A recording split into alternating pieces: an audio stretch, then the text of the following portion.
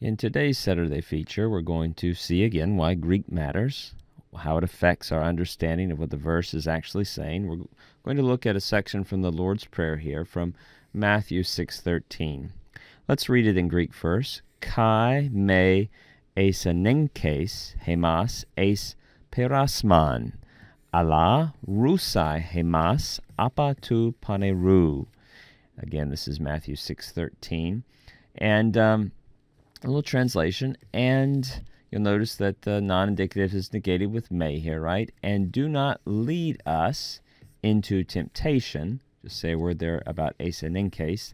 The lexical form of that is ace pharaoh, and we're building here off of the second aorist stem. This is a second aorist.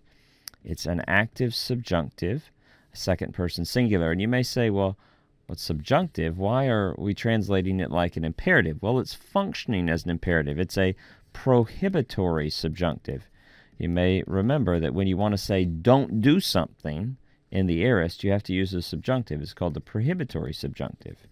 And then we find down here, let's keep translating again. We'll say, and do not lead us into temptation, but rusai, deliver us from. And then this is the question, is it from evil or the evil one? We're going to look real quickly at rusai. That's from the verb ruamai. And this form here, this is an aorist middle imperative.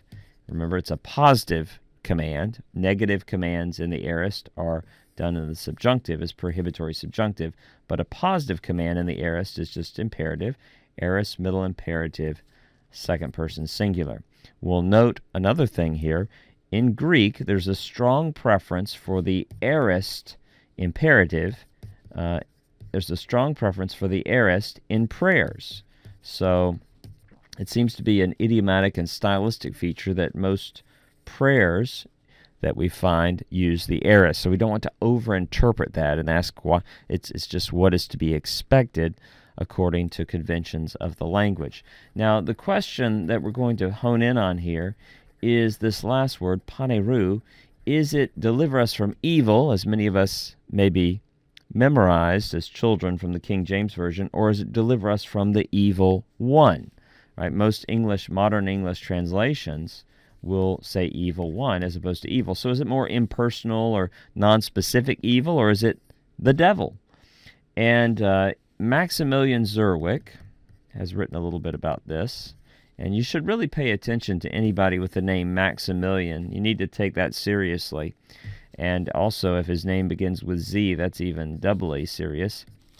All joking aside, he's a serious scholar. And he points out that the verb ruamai, followed by the preposition apa, which we have here, right? We have the verb ruamai followed by the preposition apa. More frequently in Greek, it's not slam dunk, but more frequently in Greek, has a personal reference. So in other words, it's a personal reference to, not impersonal, but a personal reference is more common following the verb ruamai and the preposition apa. Now this is a question we can't even engage in if we're not looking at the Greek, right? You see the benefit here, I hope, of being able to work from the actual Greek text. You can also see D.A. Carson's nice commentary on Matthew that he points out the literary pattern that has helped prepare us to understand this verse. And previously in Matthew, in the temptation narrative, not long before this, Matthew 4, 1-11, we see the devil is referred to with the substantive use of the adjective paneros. So the devil is the evil or the wicked one. And so both from a literary perspective and from a Greek pattern perspective, it seems to favor rendering this verse in English as deliver us from the evil one rather than just simply impersonal evil. Now think about that.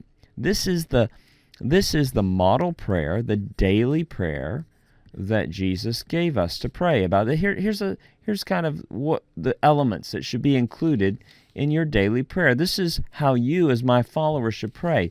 And one of those petitions is protection and deliverance from a personal, malevolent, demonic foe. Think about that. A malevolent demonic foe. Did you begin your day? Did your prayers indicate that you were aware that there is an evil and powerful demonic foe who wants to tempt and harm you, your family, and your ministry. As Paul teaches us in Ephesians 6:12, "For we do not wrestle against flesh and blood, but against the rulers, against the authorities, against the cosmic powers over this present darkness, against the spiritual forces of evil in the heavenly places."